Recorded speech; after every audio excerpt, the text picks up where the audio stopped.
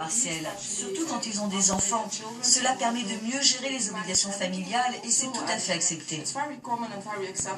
Le recours au temps partiel permet surtout aux Pays-Bas de maintenir un taux d'emploi élevé. Mais cette multinationale se distingue aussi par sa culture du dialogue. Malgré des restructurations successives, elle a réussi à éviter la casse sociale et maintenir 23 000 salariés en activité. La direction attribue ce succès au polder model, une pratique typiquement néerlandaise. Et le mot dialogue, cela signifie exactement ça. Un dialogue, pas une stratégie à sens unique. Voici un de ses principaux interlocuteurs. Ce représentant syndical a négocié pendant 1 an quelques reclassements et quelques départs anticipés à la retraite. Il se rend aujourd'hui encore 2 fois par semaine au siège et cela n'empêche pas la bonne humeur.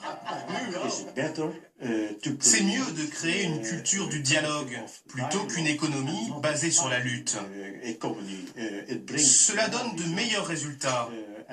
Et je dirais à mes collègues français, vous aurez ainsi plus d'emplois et de meilleurs salaires en fin de compte. Si le taux de chômage a progressé aux Pays-Bas en raison de la crise, il reste à 7%, un des moins élevés d'Europe. Et les patrons comme les syndicats en sont persuadés, ils doivent ce relatif succès à la culture du dialogue et du consensus pratiquée au sein des entreprises.